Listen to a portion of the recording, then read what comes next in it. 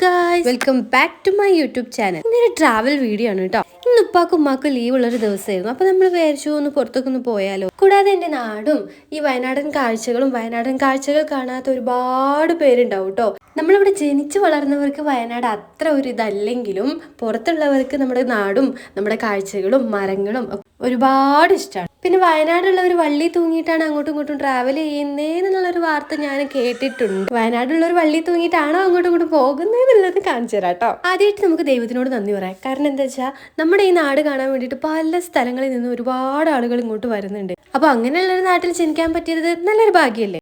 കൂടാതെ വയനാട് വരാൻ പറ്റാത്ത ഒരുപാട് ആളുകൾ ഉണ്ടാവും അല്ലേ. അപ്പൊ അവർക്ക് കൂടെ ഉള്ളതാണ് ഈ വീഡിയോ. അപ്പൊ എന്റെ ചാനലൊക്കെ ആദ്യമായിട്ട് കാണുന്നവരാണെങ്കിൽ ലൈക്ക്, ഷെയർ, സബ്സ്ക്രൈബ് ഒക്കെ ഒന്ന് ചെയ്യണം കേട്ടോ. അപ്പൊ എന്റെ വീട് വന്നിട്ട് മീനങ്ങാടിയാണ്. നമ്മളിപ്പോ പോകുന്നത് ബത്തേരിയിലേക്കാണ്. അപ്പൊ ബത്തേരിയിലേക്ക് പോകുന്നതിന് മുമ്പേ കൃഷ്ണഗിരിയിൽ ഒരു സ്റ്റേഡിയം ഉണ്ട്.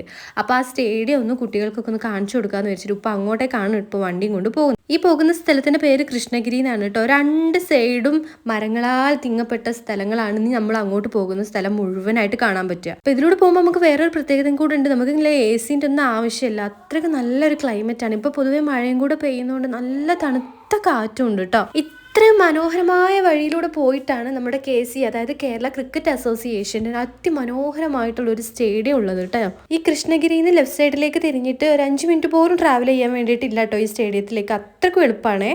പുറത്തുനിന്നൊക്കെ വരുന്ന ആളുകൾക്ക് ഒരുപാട് ഇഷ്ടപ്പെടും ഈ ഒരു സ്ഥലത്ത് കൂടെ ട്രാവൽ ചെയ്യുമ്പോൾ. കാരണം നിങ്ങൾ തന്നെ കണ്ടില്ലേ, നല്ലതായിട്ട് മരങ്ങളാൽ തിങ്ങപ്പെട്ട സ്ഥലങ്ങളാണ് ഇത് മുഴുവനായിട്ടുള്ളത്. ഞങ്ങളിപ്പോൾ കാറിൽ ഞാനും ഉമ്മയും ഉപ്പയും നാത്തൂനും കുട്ടികളും എൻ്റെ കുട്ടികളും എല്ലാവരും കൂടിയാണ് കേട്ടോ പോകുന്നത്. അപ്പം കുട്ടികൾ ആദ്യമായിട്ടാണ് ആ സ്റ്റേഡിയം കാണുന്നത്. എൻ്റെ മൂത്ത മോൻ മാത്രമേ സ്റ്റേഡിയം കണ്ടിട്ടുള്ളൂ. ബാക്കിയുള്ളവരൊന്നും ആ സ്റ്റേഡിയം കണ്ടിട്ടില്ല. അപ്പോൾ അതിൻ്റെ എക്സൈറ്റ്മെൻറ്റ് കുട്ടികൾക്ക് നന്നായിട്ടുണ്ടായിരുന്നു. അപ്പോൾ സ്റ്റേഡിയത്തിന് മുമ്പിലുള്ള കാഴ്ചകളാണ് കേട്ടോ. വലിയ ഗേറ്റ് ഒക്കെ കണ്ടില്ലേ, വയനാട് ക്രിക്കറ്റ് സ്റ്റേഡിയം എന്നൊക്കെ പറഞ്ഞിട്ട് നമ്മുടെ നാടിന് തന്നെ ഒരു അഭിമാനമായിട്ടുള്ളൊരു സ്റ്റേഡിയമാണ് കേട്ടോ. പക്ഷെ ഇത് ബെസ്റ്റ് പാർട്ട് എന്നൊക്കെ പറഞ്ഞാൽ നമ്മൾ ഈ നടന്ന് പോകുമ്പോൾ കാണുന്ന ഒരു കാഴ്ച ഉണ്ട്. അത് നിങ്ങൾക്കിപ്പോൾ ഞാൻ കാണിച്ചു തരാം. നമ്മുടെ സ്റ്റേഡിയവും ആ സ്റ്റേഡിയത്തിന്റെ മുമ്പിലൂടെ കാണുന്ന ഒരു കാഴ്ച ഉണ്ടെങ്കിൽ നമ്മുടെ കുളകപ്പാറ മലയാണ് കേട്ടോ. എന്ത് ഭംഗിയെന്നാണോ അവിടെ കാണാൻ. ഞങ്ങൾ ഈവനിങ് ആയിരുന്ന സമയത്താണ് അങ്ങോട്ട് പോയിരുന്നത്. നല്ലൊരു കാറ്റും നല്ലൊരു ക്ലൈമറ്റ് ആയിരുന്നു കേട്ടോ. എനിക്ക് തോന്നുന്നത് ഈ സ്റ്റേഡിയത്തിന്റെ മെയിൻ ഹൈലൈറ്റ് ഈ കുളകപ്പാറ മല തന്നെയാണ്. നമ്മൾ തന്നെ അവിടെ പോയിട്ട് ഒരു 10-15 മിനിറ്റ് ആ മലയിൽ നോക്കി ആസ്വദിച്ചിരിക്കുകയായിരുന്നു. നമുക്ക് ചുറ്റിലും ഓരോ മലകൾ കാണാൻ കഴിയും കേട്ടോ.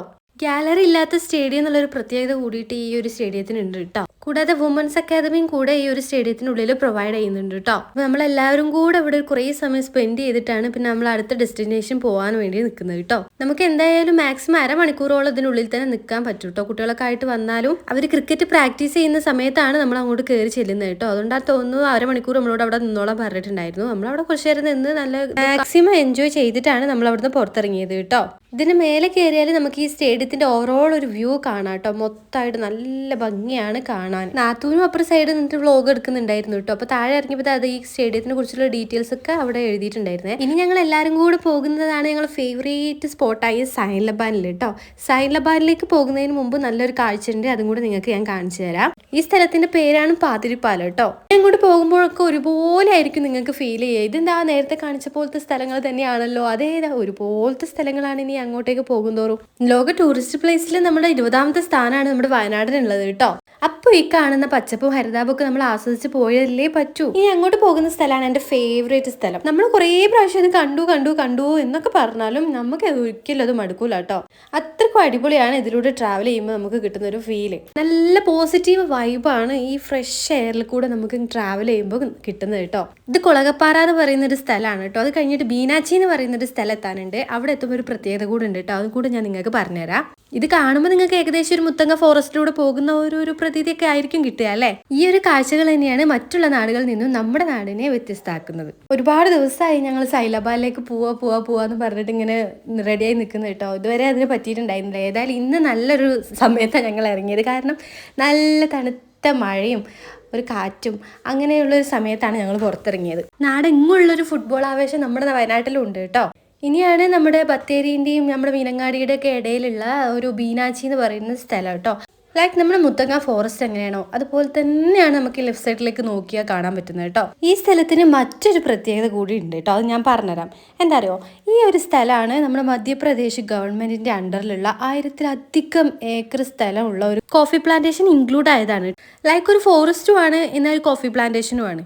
ഒരുപാട് വന്യമൃഗങ്ങൾ ഇതിനുള്ളിലുണ്ട് കേട്ടോ. നമ്മുടെ ഗവൺമെന്റ് ഈ ഒരു സ്ഥലം ഏറ്റെടുക്കുകയാണെങ്കിൽ ഭാവിയിൽ നമുക്ക് നല്ലൊരു സൂ ആയിട്ട് മാറ്റിയെടുക്കാൻ പറ്റിയ ഒരു അടിപൊളി സ്പോട്ടാണ് ഈ ലെഫ്റ്റ് സൈഡിൽ നിങ്ങൾ കണ്ടുകൊണ്ടിരിക്കുന്നത് കേട്ടോ. നമ്മുടെ വയനാടിനെയും നമ്മുടെ കേരള ടൂറിസത്തെയും തന്നെ അടിമുടി മാറ്റാൻ പറ്റിയ ഒരു അടിപൊളി പ്രോജക്റ്റ് ആണ് ഇപ്പോൾ ഞാൻ ഈ പറഞ്ഞത് കേട്ടോ. അങ്ങനെയാണെങ്കിൽ നമ്മുടെ വയനാടിനെയും നമ്മുടെ ബത്തേരിയൊക്കെ ഒരുപാട് മാറ്റിമറിക്കാൻ വേണ്ടിയിട്ട് ഇത് ഹെൽപ്ഫുൾ ആവുകയും ചെയ്യും. നമ്മുടെ രാഷ്ട്രീയ പ്രവർത്തകർ ആരെങ്കിലും ഈ വീഡിയോ കാണുന്നുണ്ടെങ്കിൽ ഈ ഒരു ആശയം ഏറ്റെടുക്കുകയാണെങ്കിൽ അത് നമ്മുടെ നാടിനൊരു മുതൽക്കൂട്ടാകുമെന്ന് ഞാനൊന്ന് ഓർമ്മിപ്പിക്കുകയാണ് കേട്ടോ. നമ്മുടെ നരിവേട്ട ഫിലിമൊക്കെ ഈ ഒരു ബീനാച്ചി എസ്റ്റേറ്റിന്റെ ഉള്ളിലാണ് ഷൂട്ട് ചെയ്തത് എന്നുള്ളത് ഞാൻ ടൊവിനോട് ഒരു ഇന്റർവ്യൂവിൽ കേട്ട ഒരു ഓർമ്മ എനിക്കുണ്ട് കേട്ടോ.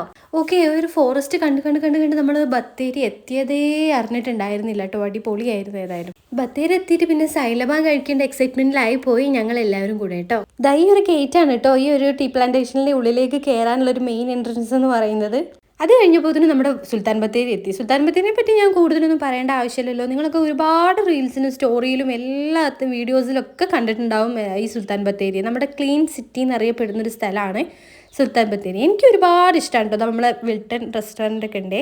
ബത്തേരിയിലൊരു ഫേമസ് ആയിട്ടുള്ള റെസ്റ്റോറൻ്റ് ആണ് കേട്ടോ വിൽട്ടൺ റെസ്റ്റോറൻറ്റ്. നല്ല അടിപൊളി ഫുഡൊക്കെയാണ്, അടിപൊളി വില്ലൊക്കെയാണ് കേട്ടോ. അങ്ങനെ പറഞ്ഞ് ഞങ്ങളുടെ ഫേവറേറ്റ് സ്ഥലത്തെത്തി ഗായ്സ്. ഞങ്ങൾക്ക് ഏതൊക്കെയാ എടുക്കേണ്ടതെന്ന് അറിയാൻ പറ്റാത്ത അവസ്ഥയായി. എന്നാലും ഞങ്ങളൊന്ന് ചൂസ് ചെയ്തിട്ടുണ്ട് കേട്ടോ. പക്ഷേ ഇത് ഞങ്ങൾക്ക് അങ്ങനെ ആസ്വദിച്ച് കഴിക്കാൻ പറ്റിയില്ല ഗൈസ്. ഈ കുട്ടികളെയും കൊണ്ടൊക്കെ പോയി കഴിഞ്ഞിട്ടെങ്കിൽ നമുക്കൊന്ന് തോണ്ടാനും പിടിക്കാനൊക്കെ അത് കിട്ടുള്ളൂ കേട്ടോ. അവരെല്ലാവരും കൂടെ അതിൻ്റെ ഉള്ളിൽ കയറിയിട്ട് എന്തൊക്കെയാണ് അതിൻ്റെ ഉള്ളിൽ നടന്നതെന്നുള്ളത് ഞങ്ങൾക്ക് പിന്നെ ഓർക്കാൻ പറ്റിയിട്ടുണ്ടായിരുന്നില്ല. സംഭവം എന്തായാലും അടിപൊളി ടേസ്റ്റ് ആണ് കേട്ടോ. ഇൻഷാല്ലാ ഒരു പ്രാവശ്യം കൂടെ അങ്ങോട്ട് പോകണമെന്ന് നല്ലൊരു ആഗ്രഹമുണ്ട് കേട്ടോ സൈലബാനിലേക്ക്. അപ്പോൾ എൻ്റെ വയനാടൻ കാഴ്ചകൾ നിങ്ങൾക്ക് ഇഷ്ടപ്പെട്ടിട്ടുണ്ടെങ്കിൽ എൻ്റെ ചാനൽ ലൈക്ക് ചെയ്യുക, ഷെയർ ചെയ്യുക, സബ്സ്ക്രൈബ് ചെയ്യുക. ഇതുപോലുള്ള വീഡിയോസ് ഇഷ്ടമാണെങ്കിൽ കമൻറ്റ് അറിയിക്കണം കേട്ടോ. ഞാൻ ഇതുപോലുള്ള വയനാടൻ കാഴ്ചകളായിട്ട് പിന്നെ വരാം. ബൈ.